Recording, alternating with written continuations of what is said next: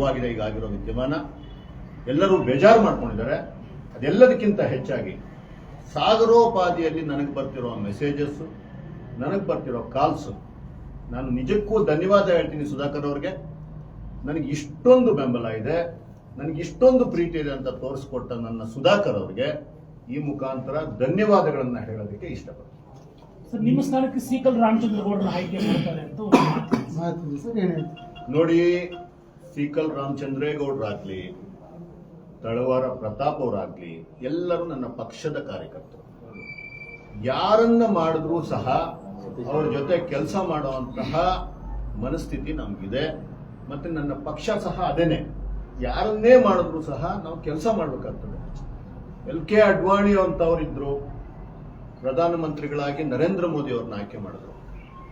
LK Advani ಅವರು ನರೇಂದ್ರ ಮೋದಿ ಅವ್ರ ಜೊತೆ ನಿಂತ್ಕೊಂಡು ಕೆಲಸ ಮಾಡಲಿಲ್ವಾ? ಪಕ್ಷ ಬಿಟ್ಟು ಹೋದ್ರ? ಪಕ್ಷಕ್ಕೆ ಡ್ಯಾಮೇಜ್ ಮಾಡುವಂತ ಕೆಲಸ ಮಾಡಿದ್ರ? ನಾನು ಸಹ LK ಅಡ್ವಾಣಿ ಅವ್ರನ್ನ ನೋಡ್ಕೊಳ್ತಿದ್ದೀನಿ, ವಾಜಪೇಯಿ ಅವ್ರನ್ನ ನೋಡ್ಕೊಳ್ತಿದ್ದೀನಿ, ನನ್ನ ರಾಜಕೀಯ ದೈವ ಅಂತ ನಾನು ಅನ್ಕೊಂಡಿರುವಂತಹ ಮೋದಿ ಅವ್ರನ್ನ ನೋಡ್ಕೊಂಡಿದ್ದೀನಿ.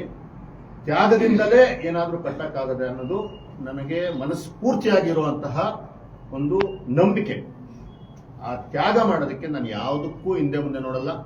ನನಗೆ ನನ್ನ ಪಕ್ಷ ಮುಖ್ಯ.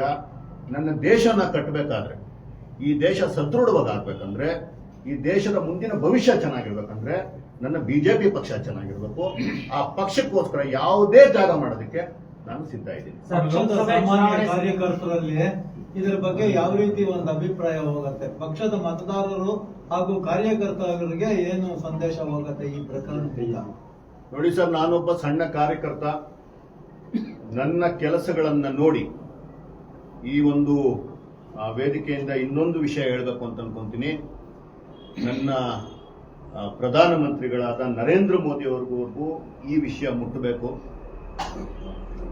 माननीय नरेंद्र मोदी जी, मैं आपका charismatic character, dynamic leadership, visionary administration को देख के मेरे जैसा लाखों करोड़ों लोग ये पार्टी में ज्वाइन हुआ।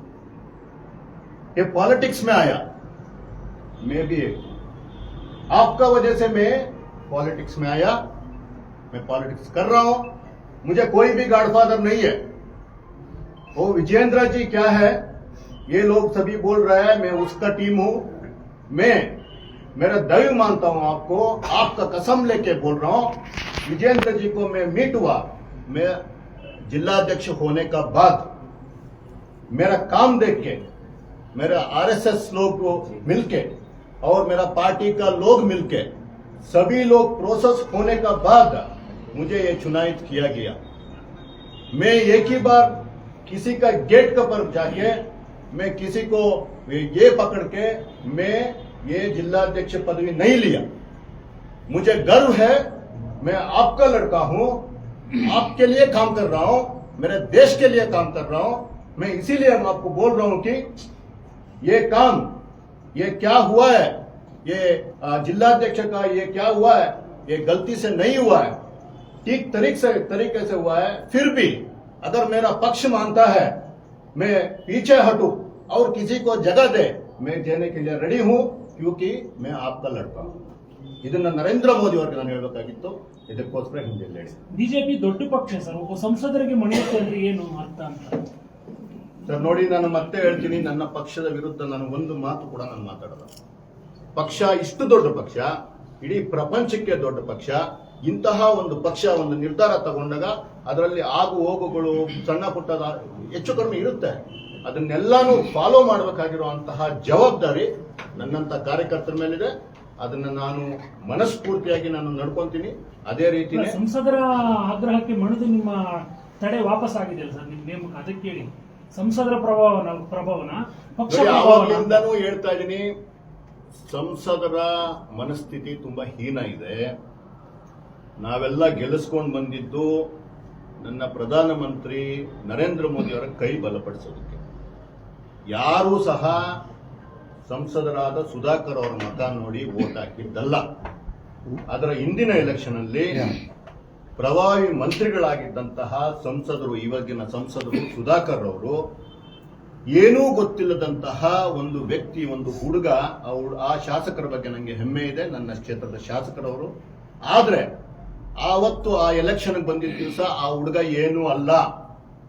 ಅಂತಹ ಒಂದು ಸಾಮಾನ್ಯ ಹುಡುಗನ ಮುಂದೆ 100 ಕೋಟಿ ಖರ್ಚು ಮಾಡಿ ತಾನು ಅನ್ಕೊಂಡಿದ್ದಂತಹ ವರ್ಚಸ್ವಿ ನಾಯಕ ಅನ್ನೋದನ್ನ ಬಿಂಬಿಸ್ಕೊಂಡ್ರು ಸಹ ಜನ ನಿಮ್ಮನ್ನ ಮೂಲೆ ಗುಂಪು ಮಾಡಿದ್ರು. ಅದು ಈ ಪ್ರಕೃತಿ, ಈ ನನ್ನ ಪ್ರಜಾಪ್ರಭುತ್ವ ನಿಮಗೆ ಕಲಿಸಿದಂತ ಪಾಠ. ಚಿಕ್ಕಬಳ್ಳಾಪುರದ ಇಡೀ ಜನತೆ ಅನ್ಕೊಂಡ್ರು ಈ ಮನುಷ್ಯನ್ಗೆ ಇನ್ನಾದ್ರೂ ಬುದ್ಧಿ ಬರ್ಬೋದು, ಇನ್ನು ಸರಿ ಹೋಗ್ಬೋದು ಅಂತ ಅನ್ಕೊಂಡ್ರು. ಆದ್ರೆ ಅವರ ಸಂಸದರಾದ ಒಂದೇ ತಿಂಗಳಲ್ಲಿ ಅವರ ನಡತೆ, ಅವರ ವಿಚಾರಗಳು ಮತ್ತೆ ಹಳೆ ಸುಧಾಕರ್ರೇ ನಾನು, ನನ್ನ ಹುಟ್ಟು ಗುಣ ಸುಟ್ಟರೂ ಹೋಗೋದಿಲ್ಲ ಅಂತ ಪ್ರೂವ್ ಮಾಡ್ಕೊಂಡ್ರು. ಅದನ್ನ ಮತ್ತೆ ಮತ್ತೆ ಈ ವೇದಿಕೆಗಳಲ್ಲಿ ಪ್ರೂವ್ ಮಾಡ್ತಿದ್ದಾರೆ. ಆತ ಮಾಡಿರುವಂತಹ ತಪ್ಪುಗಳನ್ನ ನಾನು ನನ್ನ ಪಕ್ಷದ ಮೇಲೆ ಹೊರ್ಸಕ್ ನಾನು ರೆಡಿ ಇಲ್ಲ. ಇದನ್ನೆಲ್ಲ ಸರಿ ಮಾಡುತ್ತೆ. ಇದೊಂದು ತಾತ್ಕಾಲಿಕವಾದಂತಹ ಒಂದು ತಡೆಯನ್ನ ಕೊಟ್ಟಿದ್ದಾರೆ. ಮುಂದಿನ ದಿನಗಳಲ್ಲಿ ಇದನ್ನಲ್ಲಿ ಏನೇ ಆದರೂ ಸಹ ಅದನ್ನ ನಾವು ತಗೋಣ ಅಂತಹ, ಜೀರ್ಣ ಮಾಡ್ಕೊಳ್ಳೋ ಅಂತಹ ಶಕ್ತಿ ನನ್ನಂತ ಲಕ್ಷಾಂತರ ಕಾರ್ಯಕರ್ತರಿಗೆ ನನ್ನ ಬಿಜೆಪಿ ಪಕ್ಷ ಕಲಿಸ್ಕೊಟ್ಟಿದೆ. ನಾನು ನೈಜವಾದ ಕಾರ್ಯಕರ್ತ, ನಾನು ನೈಜವಾದ ಬಿಜೆಪಿ ಕಾರ್ಯಕರ್ತ ಆಗಿರೋದ್ರಿಂದ ನಾನು ತ್ಯಾಗ ಮಾಡೋದಕ್ಕೂ ರೆಡಿ ಇದ್ದೀನಿ. 24/7 ನಾನು ಕೆಲಸ ಮಾಡೋದಕ್ಕೂ ರೆಡಿ ಇದ್ದೀನಿ. ಈಗ ಅವ್ರು ಹೇಳಿದ್ರು, ನೇರವಾಗಿ ಹೇಳಿದ್ರು, ಚುನಾವಣಾ ಪ್ರಕ್ರಿಯೆ ಸರಿಯಾಗಿಲ್ಲ ಅಂತ ಒಂದು ಭಾಗ. ನಿಮ್ಮನ್ನ ವೈಯಕ್ತಿಕವಾಗಿ ಯಾರೋ ಆಯ್ಕೆ ಮಾಡಿದ್ದ ಅಥವಾ ಚುನಾವಣೆ ಮೂಲಕ ಆಯ್ಕೆ ಮಾಡಿದ್ದ? ನಾನು ಅದನ್ನೇ ಹೇಳ್ತಾ ಇದ್ದೀನಿ ಸರ್. ನನಗೆ ಯಾವುದೇ ಗಾಡ್ ಫಾದರ್ಸ್ ಕೂಡ ಇಲ್ಲ. ನಾವು ಚುನಾವಣೆ ಪ್ರಕ್ರಿಯೆ ಮೂಲಕನೇ ಆಗಿದ್ದು. ಚುನಾವಣೆ ಪ್ರಕ್ರಿಯೆ ಪ್ರತಿಯೊಂದು ಸಹ ರೆಕಾರ್ಡ್ ಆಗಿದೆ. ಯಾರ್ಯಾರ ಮನೆಯಲ್ಲಿ ಏನೇನಾಗಿದೆ. ಪ್ರಿಲಿಮಿನರಿ ಮೀಟಿಂಗು ಇದೇ ಸುಧಾಕರ್ ಅವರ ಮನೆಯಲ್ಲಿ ಪ್ರಿಲಿಮಿನರಿ ಮೀಟಿಂಗ್ ಆಯಿತು ಜನವರಿ 15ನೇ ತಾರೀಕು. ನನ್ನ ಚುನಾವಣಾ ಅಧಿಕಾರಿಗಳಾದ XMLC ಅಶ್ವಥ್ ನಾರಾಯಣ ಅಣ್ಣವರು ಹಾಗೂ ರಾಜಣ್ಣವರು ಇಲ್ಲಿ ಬಂದು ಆ ಚುನಾವಣೆ ಪ್ರಕ್ರಿಯೆಗಳನ್ನು ಸ್ಟಾರ್ಟ್ ಮಾಡಿದ್ರು. ಆವತ್ತೂ ಸಹ ಇವರಿಗೆಲ್ಲ ಕ್ಲಿಯರ್ ಇನ್ಸ್ಟ್ರಕ್ಷನ್ಸ್ ಕೊಟ್ಟರು.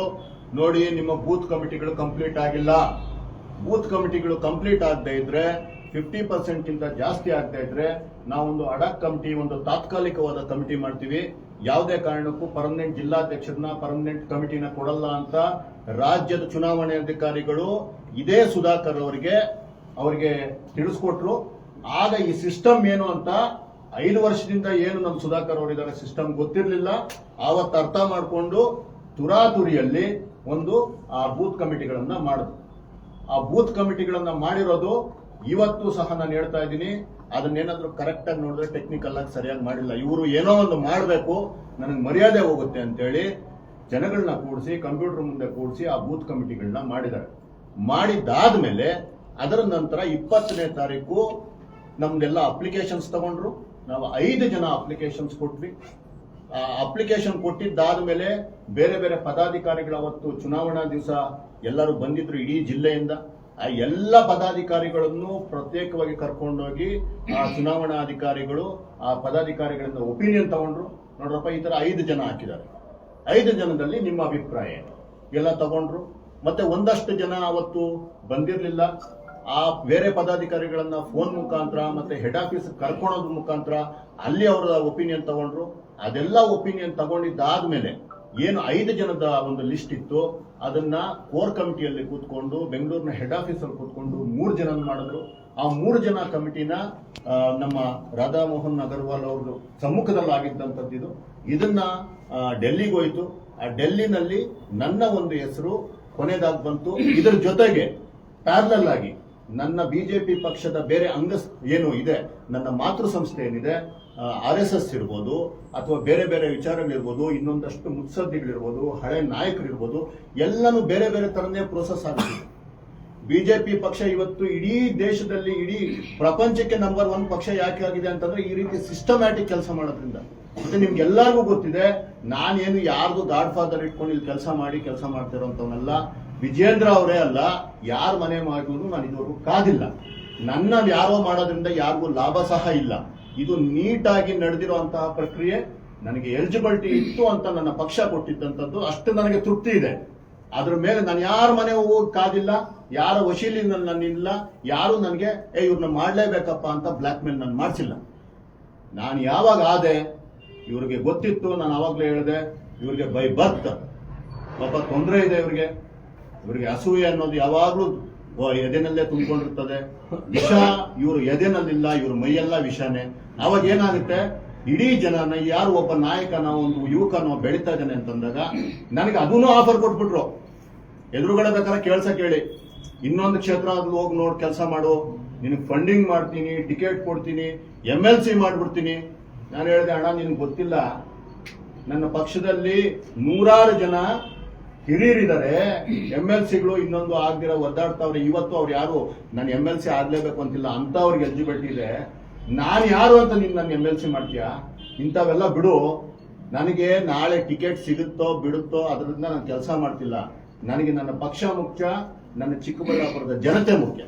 ನನ್ನ ಚಿಕ್ಕಬಳ್ಳಾಪುರದ ಜನತೆಗೋಸ್ಕರ ನಾನು ಕೆಲಸ ಮಾಡ್ತೀನಿ, ಅವ್ರಿಗೋಸ್ಕರ ನಾನು ಮಾಡ್ತಾ ಇರ್ತೀನಿ. ಅಕಸ್ಮಾತ್ ದೇವ್ರು ನಿನಗೆ ಟಿಕೆಟ್ ಕೊಟ್ನಾ, ನಿನ್ನ ಕುಟುಂಬದವ್ರು ಕೊಟ್ರ, ಕೈ ಮುಗ್ಕೊಂಡು ಇಷ್ಟು ದಿವಸದಿಂದ ಏನ್ ಕೆಲಸ ಮಾಡ್ತಾ ಇದೀವೋ ಮಾಡ್ತೀವಪ್ಪ, ಭಯ ಬೀಳ್ಬೇಡ, ನೆಮ್ಮದಿಯಾಗಿರು ಅಂತ ಹೇಳಿದ್ರು ಸಹ ತಲೆ ಓಡ್ತಾ ಇಲ್ಲ ಯಜಮಾನಿಗೆ. ಅದಕ್ಕೋಸ್ಕರ ಈ ರೀತಿಯ ಒಂದು ಸನ್ನಿವೇಶನ ಸೃಷ್ಟಿ ಮಾಡ್ಕೊಂಡಿದ್ದಾರೆ. ನನಗೇನೂ ತೊಂದರೆ ಇಲ್ಲ, ನಾನು ಪತ್ರಿಕಾಗೋಷ್ಠಿ ಮಾಡುವಂತಹ ವಿಷಯ ಇಲ್ಲ. ಆದ್ರೆ ನಾನು ಪಲಾಯನವಾದ ಮಾಡ್ದಂಗೆ ಇರಬಾರ್ದು. ನೀವೆಲ್ಲರೂ ಸಹ ನಿಮ್ಗೆ ಗೊತ್ತಿದೆ, ಪ್ರತಿಯೊಬ್ಬರು ನನಗೆ ಫೋನ್ ಮಾಡ್ತಿದ್ರಿ. ಎಲ್ಲಾರ್ಗೂ ಫೋನಲ್ಲಿ ಹೇಳೋದಕ್ಕಿಂತ ಮತ್ತೆ ರಾಂಗ್ ಮೆಸೇಜ್ ಕೊಡೋದಕ್ಕಿಂತ ಎದುರುಗಡೆ ಕುತ್ಕೊಂಡು ಮಾತಾಡೋಣ ಅಂತ ಮಾತ್ರ ಬಂದಿದ್ದೀನಿ, ಬಿಟ್ರೆ ಇನ್ನೇನು ಇಲ್ಲ ಸರ್. ಸರ್, ನಿಮ್ಮ ಮೂಲಕ ಸುಧಾಕರ್ ಅವರು ವಿಜಯೇಂದ್ರ ಅವರ ಮೇಲೆ ಸೇಡು ತೀರಿಸಿಕೊಳ್ತಾ ಇದ್ದಾರಾ? ಸರ್ ಇಲ್ಲ ಸರ್, ನೋಡಿ ಅವ್ರವ್ರದ್ದು ಏನೇನಿದೆ ಅದೆಲ್ಲ ನನ್ಗೆ ಗೊತ್ತಿಲ್ಲ. ಮತ್ತೆ ನೋಡಿ, ವಿಜಯೇಂದ್ರ ಅವರು ಸಹ ನಾನು ಜಿಲ್ಲಾಧ್ಯಕ್ಷ ಆದ 3 ದಿನಗಳ ನಂತರ ಅವ್ರಿಗೆ ಒಂದು ಬೊಕ್ಕೆ ಕೊಟ್ಟು ಒಂದು ಮಾತಾಡ್ಕೊಂಬರೋಣ ಅಂತ ಹೋದಾಗ ಸಹ ದೊಡ್ಡ ಮನುಷ್ಯ ಇದ್ದಾರೆ ಅವರು. ಅವತ್ತೇ ಫಸ್ಟ್ ನಾನು ಅವ್ರನ್ನ ಮೀಟ್ ಮಾಡಿದ್ದು, ನನ್ನ ಲೈಫಲ್ಲಿ ಫಸ್ಟ್ ಟೈಮ್ ಅವ್ರನ್ನ ಮೀಟ್ ಮಾಡಿದ್ದು.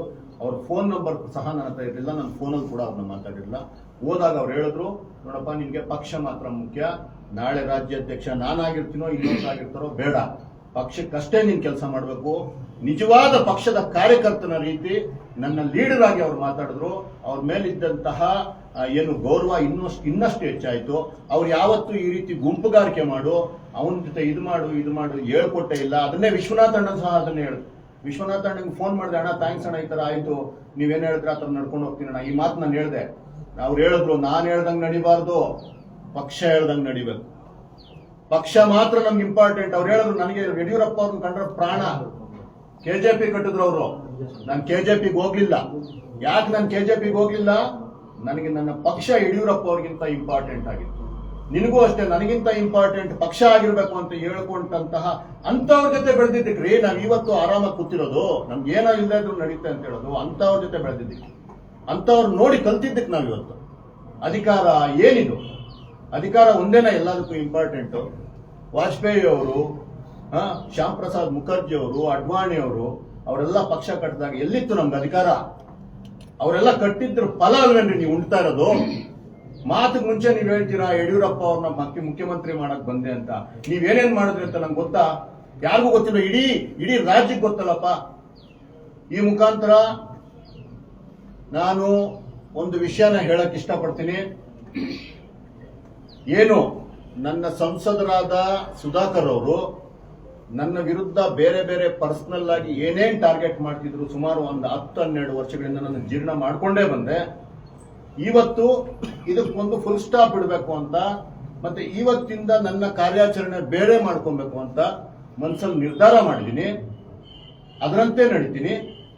ಏನು ನನಗೆ ಇದುವರೆಗೂ ತೊಂದರೆ ಕೊಟ್ಕೊಂಡು ಬಂದ್ರು. 2007ರಲ್ಲಿ ನಾನು ಮತ್ತೆ ಸುಧಾಕರ್ ಅವರು ಕಾಂಗ್ರೆಸ್ ಪಕ್ಷದಲ್ಲಿದ್ವಿ. ಇದೇ ಸುಧಾಕರ್ ಅವರು 2007-8ರಲ್ಲಿ ಸುಧಾಕರ್ ಅವರು KPCC ಪ್ರೆಸಿಡೆಂಟ್ಗೆ ಸೆಕ್ರೆಟರಿ ಆಗಿದ್ರು.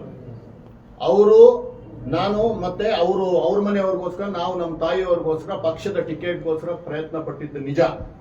ಆವತ್ತು ನಾನು ಪ್ರಯತ್ನ ಪಟ್ಟು ನನಗೆ ಟಿಕೆಟ್ ತಗೊಂಡ್ಬಂದೆ ನನ್ನ ತಾಯಿಯವ್ರಿಗೆ ZP ಕ್ಷೇತ್ರಕ್ಕೆ.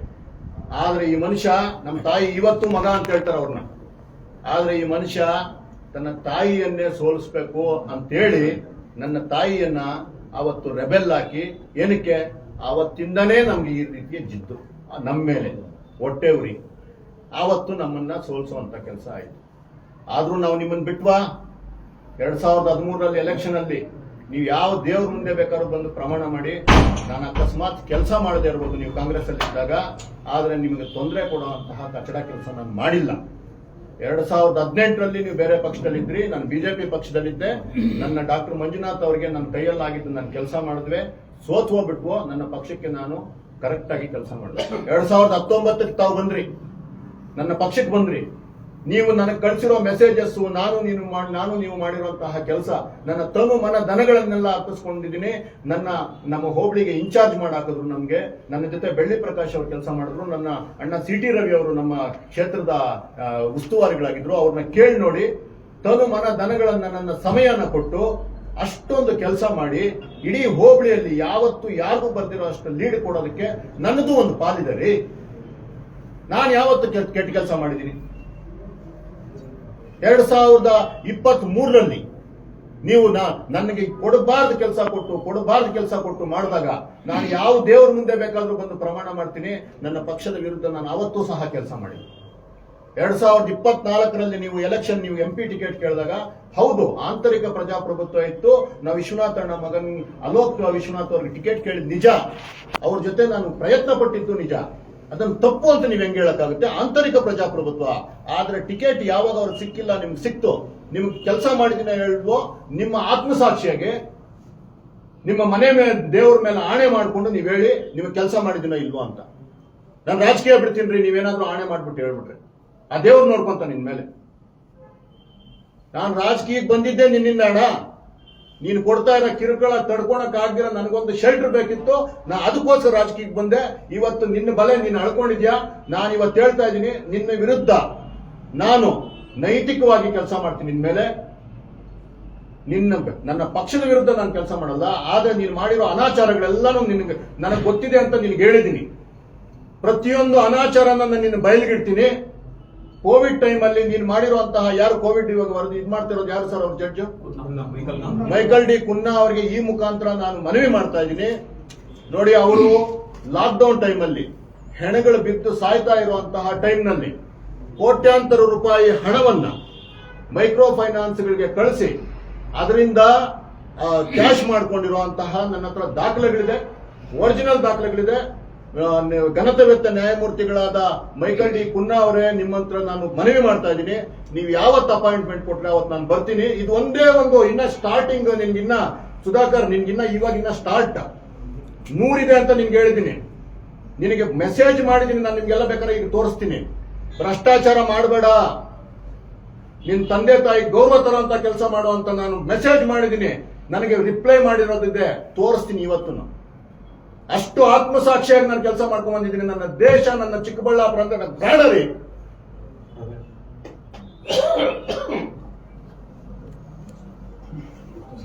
ದ್ವೇಷ ರಾಜಕಾರಣಕ್ಕೆ ಹೋಗಲ್ಲ ನಾನು.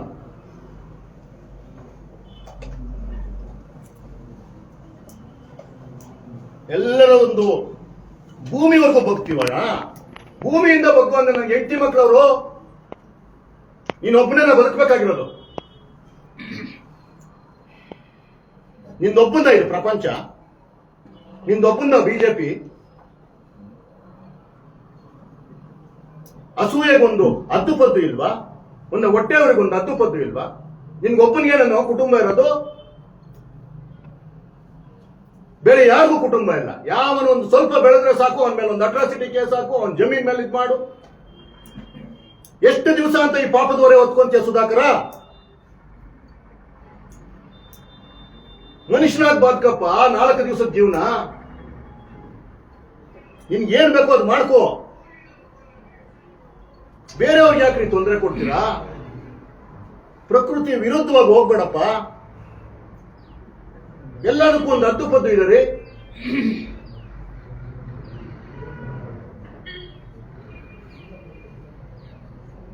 ನಾನು ಡೆಫಿನೆಟ್ ಆಗಿ ಬೇರೆ ಬೇರೆ ವಿಚಾರಗಳಲ್ಲಿ ಏನೇನಿದೆ ನನ್ನ ಹತ್ರ ದಾಖಲೆಗಳಿರೋದನ್ನ ಅವರಿಗೆ ಓಪನ್ ಆಗಿ ಹೇಳಿದ್ದೀನಿ. ಸುಧಾಕರ್ಗೆ ಹೇಳಿದ್ದೀನಿ, ಸುಧಾಕರ್ಗೆ ಎಚ್ಚರಿಕೆ ಕೊಟ್ಟಿದ್ದೀನಿ. ಇವತ್ತಲ್ಲ, 3-4 ವರ್ಷದಿಂದ ಸಹ ಈ ಎಚ್ಚರಿಕೆಯನ್ನ ಕೊಟ್ಟಿದ್ದೀನಿ, ಎದುರುಗಡೆ ಕೊಟ್ಟಿದ್ದೀನಿ. ಮೆಸೇಜಸ್ ಮಾಡಿರೋದು ನನ್ನ ಹತ್ರ ಇದೆ. ಯಾರಿಗೆ ಬೇಕಾದ್ರೂ ನಾನು ಯಾವ ಟೈಮಲ್ಲಿ ಬೇಕಾದ್ರೂ ಕರೆಕ್ಟ್ ಆಗಿ ದಾಖಲೆಗಳನ್ನು ಕೊಡಕ್ಕೆ ನಾನು ರೆಡಿ ಇದ್ದೀನಿ. ನೀನು ಮಾಡಿರೋ ಅನಾಚಾರ, ಕೋವಿಡ್ ಟೈಮ್ನಲ್ಲಿ ಜನ ಸತ್ತೋಗ್ತಾ ಇರೋಂಥ ಟೈಮಲ್ಲಿ ನೀನು ಹೊಡೆದಿರೋ ಭ್ರಷ್ಟಾಚಾರ, ನೀನು ಮಾಡಿರೋ ಅಂತಹ 100 ಕೋಟಿಗಳ ಟ್ರಾನ್ಸಾಕ್ಷನ್, ವೈಟಲ್ ಟ್ರಾನ್ಸಾಕ್ಷನ್ ಮಾಡಿದ್ಯಾ, ಬ್ಯಾಂಕಲ್ಲಿ ಟ್ರಾನ್ಸಾಕ್ಷನ್ ಮಾಡಿದ್ಯಾ ನೀನು. ನಿನ್ಗೆ ಹೇಳಿದೀನಿ ಇದನ್ನ, ಮೈಕ್ರೋ ಫೈನಾನ್ಸ್, ಚೆನ್ನೈನ ಮೈಕ್ರೋ ಫೈನಾನ್ಸ್ ನೀನ್ ಕೊಟ್ಟಿದ್ಯಾ, ನೀನ್ ಇಲ್ಲ ಅಂತ ಹೇಳು, ಇನ್ ಬಿಡು, ನಿನ್ನ ಇಲ್ಲ ಅಂತ ಹೇಳಿದ್ರು ಅಷ್ಟೇ, ಇದೆ ಅಂತ ಹೇಳಿದ್ರು ಅಷ್ಟೇ, ನಿನ್ ವಿರುದ್ಧ ಸ್ಟಾರ್ಟ್ ಆಯ್ತು, ನಿನ್ ಗ್ರಾಚಾರ ಮುಗೀತು, ನಿಂದು ಇನ್ನೊಂದು ಅಧ್ಯಾಯ ಸ್ಟಾರ್ಟ್ ಆಯ್ತು. ನಾನ ನೋಡಬೇಡ, ಅದು ಬಿಟ್ಟು ನನ್ನ ಪಕ್ಷ ಸಪರೇಟ್, ನಾನ ನೋಡೋಣ. ಕ್ಲಾರಿಟಿ ಇದೆ ನನ್ನ ಜೀವನದಲ್ಲಿ, ತುಂಬಾ ತೃಪ್ತಿಯಾದ ಜೀವನನ ಇದುವರೆಗೂ ನಾನು ಮಾಡಿದ್ದೀನಿ. ಏನೂ ಇಲ್ದಿರ ಬಂದು ತೃಪ್ತಿಯಾದ ಒಂದು ಜೀವನ ಕಟ್ಕೊಂಡಿದ್ದೀನಿ. ನನ್ನ ಕೈಲಾದಷ್ಟು ನಾನು ಜನಗಳಿಗೆ ನಾನು ಮನಸ್ಫೂರ್ತಿಯಾಗಿ ನನ್ನ ಯೋಗ್ಯತೆಗೆ ಅನುಸಾರ ಮಾಡಿದ್ದೀನಿ. ನನ್ನ ಮೇಲೆ ಜನಗಳಿಗೆ ಪ್ರೀತಿ ಇದೆ, ನನ್ನ ಮೇಲೆ ಜನಗಳಿಗೆ ವಿಶ್ವಾಸ ಇದೆ. ನಾನೊಂದು ಲೇಔಟ್ ಮಾಡಕ್ ಹೋದ್ರೆ ಅಲ್ಲಿ ಹೋಗ್ತೀಯಾ, ಅವ್ರ ಮೇಲೆ ಕೇಸ್ ಹಾಕು ಅಂತ ಹೇಳ್ತೀನಿ. ನನ್ನ ಕುಟುಂಬದಲ್ಲಿರೋ ಹೆಣ್ಣು ಮಕ್ಕಳನ್ನ ನೀನು ಕರ್ಸ್ಕೊಂಡು ಹೇಳ್ತೀಯ, ನೋಡು ಅವನೇನೋ ಮಾಡ್ತಿದ್ದಾನೆ, ಏನೋ ಆ ಹೆಣ್ಮಕ್ಳು ನಿನ್ಗೆ ಯಾವಾಗ ಕೊಟ್ಟು ನಿನ್ಗೆ ಬೆಲೆ ಕೊಟ್ಟಿಲ್ವೋ ಅಲ್ಲಿ ಬಿಡ್ತೀಯ. ಎಲ್ಲ ನೀನು ಒಬ್ಬ ಮನುಷ್ಯನಾಗಿ, ಒಬ್ಬ ಸಂಸದನಾಗಿ, ಒಬ್ಬ ಮಂತ್ರಿಯಾಗಿ ಮಾಡೋ ಕೆಲಸನ ನಾಚಿಕೆ ಆಗ್ಬೇಕು. ಇವಾಗ ಏನು ನನ್ಗೆ ಇವತ್ತು ಸಾಗರೋಪಾದಿಯಲ್ಲಿ ಮೆಸೇಜಸ್ ಬರ್ತಿದ್ದಪ್ಪ, ನೀನು ಹೋಲ್ಡ್ ಮಾಡಿಸಿದ್ದಕ್ಕೆ ನಿನಗೆ ಎಷ್ಟು ಮೆಸೇಜ್ ಬಂದಿದೆ, ಒಳ್ಳೆ ಕೆಲಸ ಮಾಡಿದ್ಯಾ ಅಂತ ಎಷ್ಟು ಜನ ನಿನ್ಗೆ ಹೋಗ್ಲಿದ್ದಾರೆ, ಸ್ಕ್ರೀನ್ ಶಾಟ್ ಕಳಿಸು, ನಾನು ಕಳಿಸ್ತೀನಿ. ನೀನು ಮಾಡಿರೋ ಕೆಲಸನ ಜನ ಯಾವ ರೀತಿ ಸ್ವೀಕಾರ ಮಾಡಿದಾರೆ ತೋರಿಸು. ನೀನ್ ಸ್ವಲ್ಪ ಮನಸ್ಫೂರ್ತಿಯಾಗಿ ಮನೆಯಲ್ಲಿ ಕೂತ್ಕೊಂಡು ಒಬ್ಬನೇ ಯೋಚನೆ ಮಾಡು, ಮನುಷ್ಯನಾಗು. ಯಾರ ಅಪ್ಪನ ಸ್ವತ್ತಲ್ಲ ಪ್ರಜಾಪ್ರಭುತ್ವ. ಪ್ರದೀಪ್ ಈಶ್ವರ್ ಯಾರ್ರೀ? ಒಂದು ಅನಾಥ ಹುಡುಗ, ಏನು ಇಲ್ದಿರೋ ಹುಡುಗ ಇವತ್ತು ಚಿಕ್ಕಬಳ್ಳಾಪುರ ಶಾಸಕ. ನೀನು ನಾನು ಇನ್ನೊಬ್ನು ಒಪ್ಪಲೇಬೇಕು. ಇದು ಪ್ರಜಾಪ್ರಭುತ್ವದ ಶಕ್ತಿ. ಅಂತ ಒಂದು ಹುಡುಗನ ಮೇಲೆ ಸೋತೋಗಿ ಈಗಲೂ ನಿನ್ ಬುದ್ಧಿ ಬಂದಿಲ್ಲ, ನೀನು ಮಾಡಬಾರ್ದೆಲ್ಲ ಮಾಡ್ತೀಯ ಅಂತಂದ್ರೆ ನಾವೇನು ಅಧಿಕಾರಕ್ಕೆ ಇನ್ನೊಂದಕ್ಕೆ ಅಂಟ್ಕೊಂಡು ನಿನಗೆ ಬೇಕಾ ಈ ಅಧಿಕಾರ? ನನ್ಗೇನಕ್ಕೆ ಬೇಕು? ಜನಗಳಲ್ಲಿ ಹೋಗಿ ಕೆಲಸ ಮಾಡೋದಕ್ಕೆ ನನ್ಗೇನಕ್ಕೆ ಬೇಕು ಅಧಿಕಾರ? ನನ್ನ ಕಷ್ಟದ ದುಡ್ಡನ್ನ ನನ್ಗೆ ₹1 ಇದ್ರೆ ₹1, ಕೋಟಿ ರೂಪಾಯಿ ಇದ್ರೆ ಕೋಟಿ ರೂಪಾಯಿ ನನ್ನ ಜನಗಳಿಗೆ ನಾನು ಖರ್ಚು ಮಾಡ್ಕೊಂತೀನಿ. ನೀನ್ ಯಾವನ ಕೇಳಕ್ಕೆ? ನಿನ್ನ ಹಂಗಲ್ಲಿದೀವ?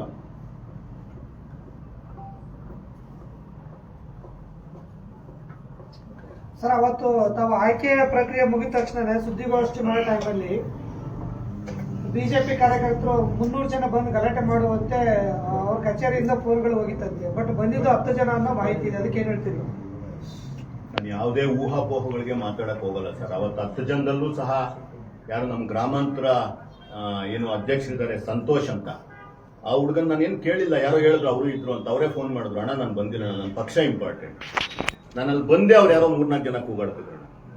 ಅಷ್ಟು ಬಿಟ್ರೆ ಅವ್ರು 300 ಜನ ಹೋಗಿ ಅಂತ ಹೇಳಿದ್ರು, ನನ್ಗೆ ಗೊತ್ತಿಲ್ದಿರೋ ನಾನು ಮಾತಾಡೋದೇ ಇಲ್ಲ ಸರ್. ಅದ್ರ ಜೊತೆಗೆ ಅವತ್ತು ಕೃಷ್ಣಮೂರ್ತಿ ಅವರು ನಾನು ಮಾತಾಡಿದೆ. ಕೃಷ್ಣಮೂರ್ತಿ ಅವ್ರನ್ನು ಮಾತಾಡಿ ಯಾಕಣ ಅಂದೆ, ಏನೋ ಕೆಟ್ಟಗಳಿಗೆ ಆಗೋಯ್ತು ಬಿಡೋಣ, ಜೊತೆ ಕೆಲಸ ಮಾಡೋಣ ಅಂತ ಹೇಳಿದ್ರು.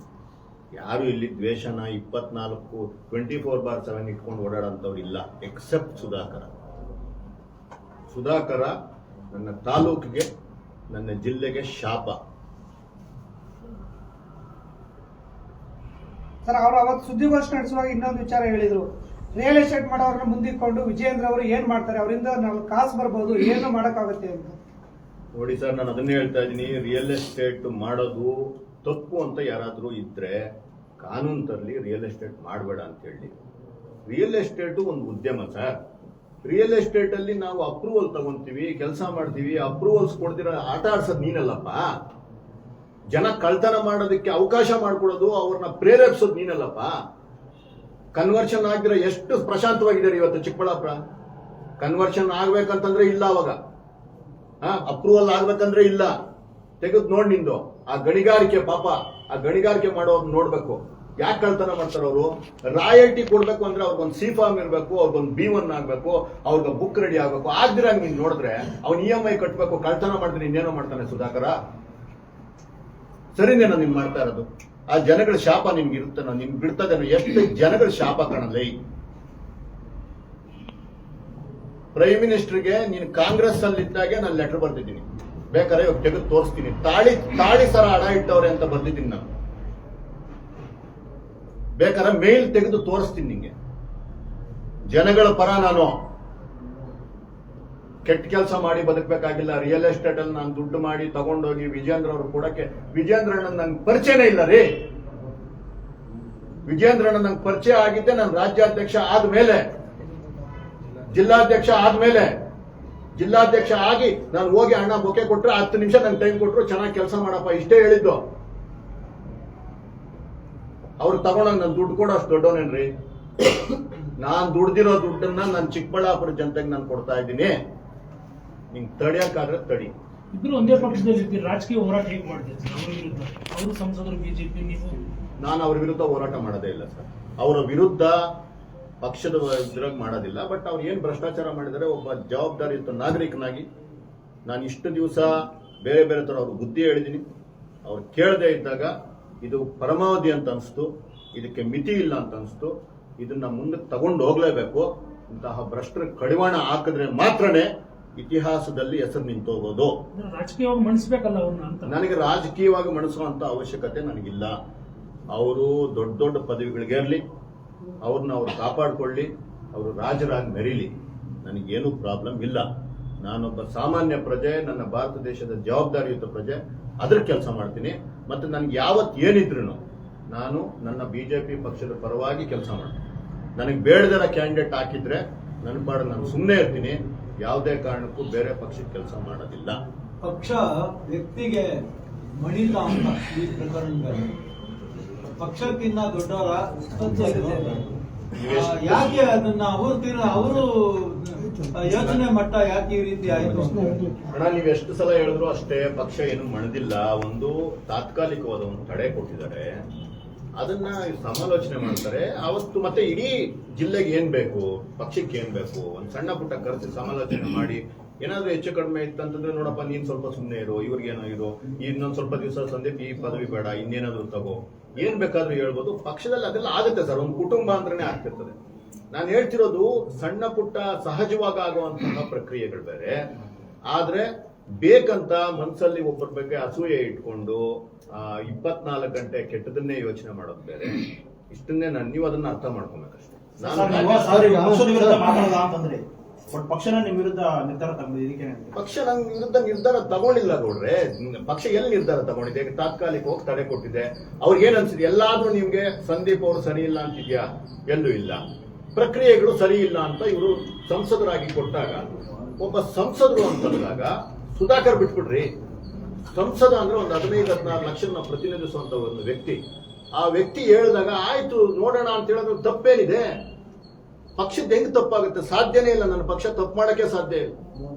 ಇಷ್ಟು ದೊಡ್ಡ ವಿಚಾರದಲ್ಲಿ ಏನಾದ್ರೂ ನಮ್ಗೆ ಹೆಚ್ಚು ಕಡಿಮೆ ಆದ್ರೂ ನಾವು ಅದನ್ನ ಜೀರ್ಣ ಮಾಡ್ಕೊಳ್ಳುವಂತಹ ಶಕ್ತಿ, ಮನಸ್ಥಿತಿ ನಮ್ಗಿದೆ. ಸರ್, ಸುಧಾಕರ್ ಭ್ರಷ್ಟರು ಅಂತ ಹೇಳ್ತೀರಾ, ನೀವು ಅವ್ರ ಪರವಾಗಿ ಕೆಲಸ ಮಾಡಿದಿರಿ ಅಂತ ಕೂಡ ಹೇಳ್ತಾ ಇದ್ದೀರಾ. ಇದರಿಂದ ಜನರಿಗೆ ನೀವು ಯಾವ ರೀತಿ ಮೆಸೇಜ್? ನೋಡಿ ಸರ್, ನಾನು ಅವಾಗನ್ನು ಅದನ್ನೇ ಹೇಳ್ತಾ ಇದ್ದೀನಿ. ಸುಧಾಕರ್ ಅವರು ಭ್ರಷ್ಟರು. ಸುಧಾಕರ್ ಅವರ ಭ್ರಷ್ಟತೆಯನ್ನು ಎದುರುಗಡೆ ಹೇಳಿದ್ದೀನಿ. ಇಂಥ ಕೆಲಸ ನೀನು ಮಾಡಬಾರ್ದು ಅಂತ ಹೇಳಿದ್ದೀನಿ, ತಿದ್ದುಕು ಅಂತ ಹೇಳಿದ್ದೀನಿ. ಮೊನ್ನೆ MLA ಎಲೆಕ್ಷನ್ ಅಲ್ಲಿ ನನ್ನ ಪಾಡು ನಾನು ಸುಮ್ಮನೆ ಆಗಿದ್ದು ನಿಜ, ಬಟ್ ನಾನು ವಿರುದ್ಧವಾಗಿ ಮಾಡಿಲ್ಲ. ಅದಾದ್ಮೇಲೆ ಅವರು ಹೊರಗೋಗಿದ್ರು, ನಮ್ಮ ಜೊತೆ ಎಲ್ಲ ಮಾತಾಡಿದ್ರು, ಇನ್ಮೇಲೆ ಈ ತರ ಎಲ್ಲ ಆಗೋದಿಲ್ಲ ಅಂತ ಹೇಳಿದ್ರು. ನಾವೇ ಸಹ ಅಲ್ಲ, ಇಡೀ ಚಿಕ್ಕಬಳ್ಳಾಪುರ ಜನತೆ ಇದನ್ನ ನಂಬಿತು. ಇದು ಸರಿ ಹೋಗ್ಬೋದು ಅನ್ನೋ ಒಂದೇ ಕಾರಣಕ್ಕೆ ಅವ್ರ ಜೊತೆ ಕೂತ್ಕೊಂಡು ಮಾತಾಡಿದ್ವಿ.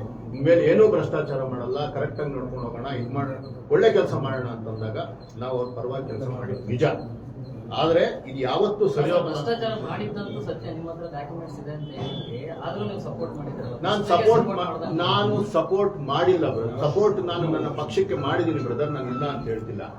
ಆದ್ರೆ ಎಂತವನಿಗೂ ಒಂದು ಚಾನ್ಸ್ ಅನ್ನೋದು ಕೊಡ್ಬೇಕಾಗ್ತದೆ, ಅದನ್ನ ನಾನು ಮಾಡಿದ್ದೀನಿ. ಮತ್ತೆ ನಾನು ತುಂಬಾ ದೊಡ್ಡ ವ್ಯಕ್ತಿ, ದೇವರಲ್ಲ ನಾನು ಸಹ ಸಣ್ಣ ಪುಟ್ಟ ತಪ್ಪುಗಳು ನಮ್ಮವರು ಆಯ್ತು ಅನ್ನೋ ಕರುಣೆ ಎಲ್ಲಾನು ಇರುತ್ತಲ್ಲ, ಅದನ್ನ ಮೀರಿ ನಾನು ಮಾಡೋದಕ್ಕೆ ನನ್ನ ಮನಸ್ಥಿತಿ ಇಲ್ಲ. ಒಂದೇ ಸಲ ಶಿಕ್ಷೆ ಕೊಡಿಸ್ಕೊಡೋ ಅಷ್ಟು ಮನಸ್ಥಿತಿ ನನಗಿಲ್ಲ. ನೀವು ಅಧ್ಯಕ್ಷರಾದ್ಮೇಲೆ 3-4 ದಿವಸಕ್ಕೆ ಒಬ್ರು ಸಂದೀಪ್ ರೆಡ್ಡಿ ಅನ್ನೋರು ಪ್ರೆಸ್ ಮೀಟ್ ಮಾಡ್ತಾರೆ. ನೀವು 2 ವಾರದಲ್ಲಿ ಇಳಿದು ಬಿಡ್ತೀರಿ ಅನ್ನುವಂತ ಭವಿಷ್ಯನೂ ಕೂಡ ಅವ್ರು ಹೇಳಿದ್ದಾರೆ. ಅದು ನಿಜ ಅಂತೇಳಿ ಇವಾಗ ಅನಿಸ್ತಾ ಇದೆ.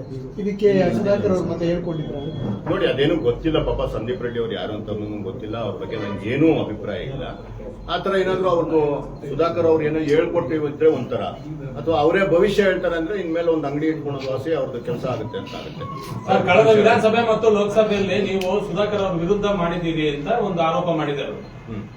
ಸೊ ಅದಕ್ಕೆ ನಿಮ್ಮ ಇದೇನು ಸರ್? ನಾನಿವಾಗ ಎಲ್ಲ ವಿಡಿಯೋಗಳಿದೆ, ಅವ್ರ ಜೊತೆ ನಿಂತ್ಕೊಂಡು ಹೆಗಲಿಗೆ ಹೆಗಲು ಕೊಟ್ಟು ಕೆಲಸ ಮಾಡಿರೋದಿದೆ. ನಾನು ರ್ಯಾಲಿಗಳು ಕಂಡಕ್ಟ್ ಮಾಡಿರೋದಿದೆ. ಬಿಜೆಪಿ ಪರವಾಗಿ, ಮೋದಿಯವ್ರ ಪರವಾಗಿ, ಸುಧಾಕರ್ ಅವ್ರ ಪರವಾಗಿ ಅಭೂತಪೂರ್ವ ಕೆಲಸ ಮಾಡಿದೀವಿ. ವಿಡಿಯೋಗಳಿದೆ. ಅದನ್ನೇನು ನಾನು ಬೇರೆ ಮಾತಲ್ಲಿ ಹೇಳ್ಬೇಕಾಗಿರೋ ಅವಶ್ಯಕತೆ ಇಲ್ಲ. ಎಲ್ಲರೂ ನೋಡ್ತಿದ್ದಾರೆ, ಎಲ್ಲ ಕಡೆ ಟ್ರೋಲ್ ಆಗ್ತಿದೆ. ಏನಪ್ಪ ನಿಮ್ ಕೆಲಸ ಮಾಡಿರೋ ಹಂಗೆ ನೀನ್ ಇಲ್ಲ ಅಂತ ಹೇಳ್ತಿದ್ಯಲ್ಲ ಅಂತ ಜನ ಮಗ ಕುಗಿತಾ ಇದ್ದಾರೆ. ಸರ್, ಈಗ ಅವರು ಸುಧಾಕರ್ ಅವ್ರ ಮೇಲಿನ ಭ್ರಷ್ಟಾಚಾರದ ದಾಖಲೆಗಳು ಯಾವಾಗ ಬಿಡುಗಡೆ ಮಾಡ್ತಾರೆ? ನಾನು ಬಿಡುಗಡೆ ಮಾಡೋದಿಲ್ಲ. ನಾನು ಬಿಡುಗಡೆ ಮಾಡಿ ಪತ್ರಿಕೆಗಳು ಕೊಟ್ಟು ನಾನು ರಂಪರಾಮಾಯಣ ಮಾಡೋ ಪರಿಸ್ಥಿತಿ ನಾನಿಲ್ಲ. ನಾನು ಈಗ ನಿಮ್ಮ ಮುಖಾಂತರ ಹೇಳಿದ್ದೀನಿ. ಏನಂತ ಹೇಳಿದ್ದೀನಿ? ಮೈಕಲ್ ಡಿ ಕುನ್ನಾ ಅವರು ಈ ಒಂದು ತನಿಖೆಯನ್ನು ನಡೆಸ್ತಾ ಇದ್ದಾರೆ. ಅವ್ರು ನನ್ಗೆ ಯಾವತ್ತು ಕೇಳಿದ್ರು, ನನ್ಗೆ ಯಾವತ್ತು ಸಮನ್ಸ್ ಕೊಟ್ಟರು, ನನ್ನ ಹತ್ರ ಇರುವಂತಹ ದಾಖಲೆಗಳನ್ನ ತಗೊಂಡೋಗಿ ಅವ್ರು ಕೊಡ್ತೀನಿ. ಅದರಿಂದ ಅವ್ರಿಗೆ ಯೂಸ್ ಆಗ್ಬೋದು ಅಂತ ನಾನು ಅನ್ಕೊಂಡೆ. Thank you sir.